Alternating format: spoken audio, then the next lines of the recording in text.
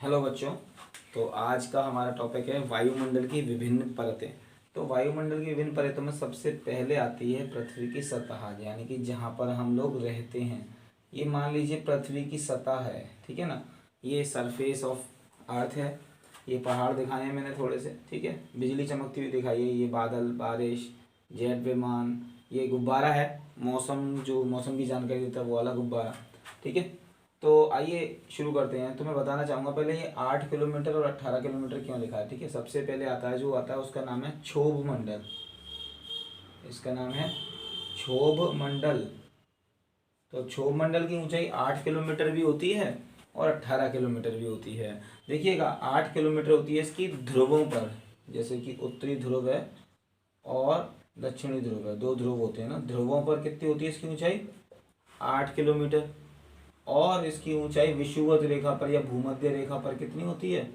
18 kilometre. मतलब दोनों ही होती है, 8 से लेकर 18 किलोमीटर, कुछ भी हो सकती है। देखिए, सारे मौसम वाली जितने भी मौसम की गतिविधियां होती हैं वो सारी क्षोभ मंडल में ही होती हैं। और ये सब आपको पता ही होगा कि ऊपर जाते जाते इसमें टेम्परेचर घटता जाता है। कितना ऊपर जाते में कितना टेम्परेचर घटता है ये बता दूंगा मैं आपको।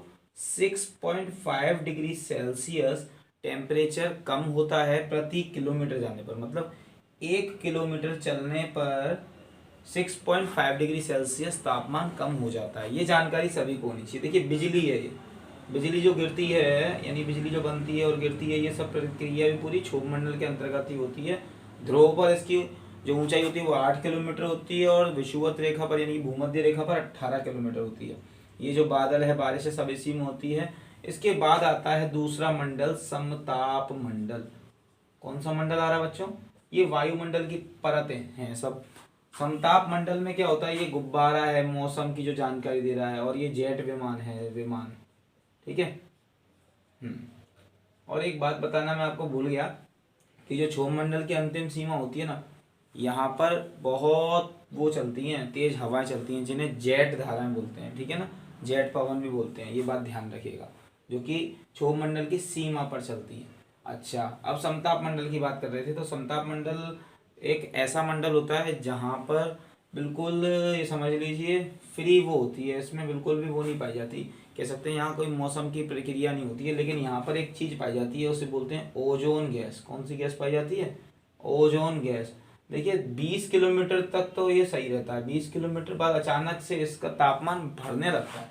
क्यों बढ़ने लगता है? समताप मंडल में तापमान 20 किलोमीटर के बाद तापमान क्यों बढ़ने लगता है? क्योंकि यहाँ पर ओजोन गैस, यानी कि ओजोन की एक परत होती है। वैसे मैं बताऊंगा परत के बारे में। ओजोन की परत क्या करती है? पराबैंगनी किरणों को रोक लेती है।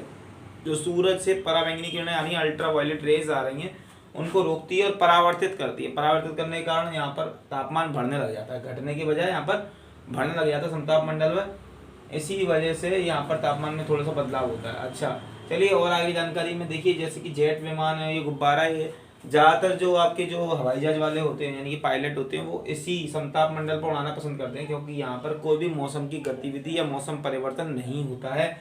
मौसम परिवर्तन कहाँ तक होता है? क्षोभ मंडल में ही सारा मौसम परिवर्तित है। समताप मंडल को नाम ही समताप है, यानी कि सेम ताप। अगला आता है, ये 50 किलोमीटर तक होता है बच्चों, 18 से लेके 50 तक, ठीक है। ओके, अगला जो आता है उसका नाम है मध्य मंडल। अगले का नाम है मध्य मंडल। देखिए, मध्य मंडल में वैसे कुछ ज़्यादा खास है नहीं है। मध्य मंडल तो वैसे ही नॉर्मल सा है, 50 से लेके 80 किलोमीटर का। लेकिन एक बात आपको बता दूं मैं कि मध्य मंडल सबसे ठंडा रहने वाला मंडल है। इसमें जब हम ऊंचाई पकड़ते हैं ना इसकी, जब जैसे ही मतलब ये मध्य मंडल की सीमा आती है, वहाँ पर पूरे वायुमंडल का सबसे कम टेम्परेचर होता है, यानी कि -100 डिग्री सेल्सियस। यहाँ पर सबसे कम टेम्परेचर पाया जाता है, -100 डिग्री सेल्सियस। वो कहाँ पर? मध्य मंडल की सीमा पर, ठीक है। अगला वाला आता है, उसका नाम है आयन मंडल। सभी को पता होगा, अगर नहीं पता तो जान लो भैया। इसमें आती है रेडियो तरंग। ये कैसी तरंग है? मैं थोड़ा मंडल सही से लिख दूँ, आपको समझ में आ जाए भैया, ठीक। तो आयन मंडल में क्या होता है? ये रेडियो तरंगें होती हैं। जितनी भी रेडियो तरंगों की जो पढ़ाई होती है, करते हैं जो साइंटिस्ट लोग, वो सब इसी के ऊपर ही करते हैं, आयन मंडल में ही आती हैं। इसकी जो औसत ऊंचाई है वो 80 किलोमीटर से 640 किलोमीटर है।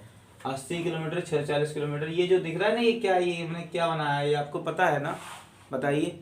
ये वही होते हैं जो मतलब पृथ्वी पर गिरते हैं। इनका नाम है उल्का पिंड।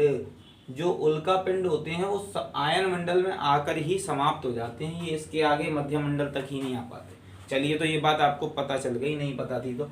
और ये आपको बता दूं कि इसमें टेम्परेचर बहुत अधिक बढ़ जाता है, इसमें रेडियो तरंगें होती हैं, और साथ के साथ इसमें एक और चीज़ होती है, इसकी बहुत सारी परतें होती हैं, जो कि मैं आने वाले किसी और वीडियो में पूरी जानकारी से बताऊंगा। इसकी बहुत सारी लेयर होती हैं, ठीक है। आयन मंडल के बाद सबसे लास्ट में आता है बहिर्मंडल।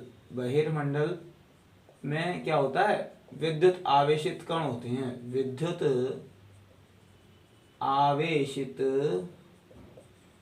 कण, और इसकी ऊंचाई जो होती है 640 किलोमीटर से लगभग 1000 किलोमीटर तक मान लेते हैं वैसे, लेकिन बताया नहीं जाता 640 से कहाँ तक है, क्योंकि कायदे में देखा जाए ना तो ये 10,000 किलोमीटर तक भी जा सकती है। तो बच्चों ये पता होना चाहिए कि विद्युत आवेशित कण की जो मात्रा होती है इसी में पाई जाती है, इसी में सारी गैसें पाई जाती हैं, जिनका नाम है नाइट्रोजन, ऑक्सीजन, हाइड्रोजन, हीलियम। ये सारी गैसें किसमें पाई जाती हैं, इसी वाली परत में पाई जाती हैं। और ये क्या आप सब जानते हैं ना, वाईफाई। वाईफाई का मतलब अंतरिक्ष में जाने वाले उपग्रह, कृत्रिम उपग्रह जो हम लोगों ने बना दिए हैं, ठीक है। तो ये आपके सारे मंडल हैं, वायुमंडल की विभिन्न परतों वाला ये अपना टॉपिक था। अगर आपको थोड़ा बहुत भी समझ में आया तो वीडियो को शेयर कीजिए, लाइक कीजिए please. Thank you so much. अगली वीडियो में मिलते हैं जल्दी आपसे।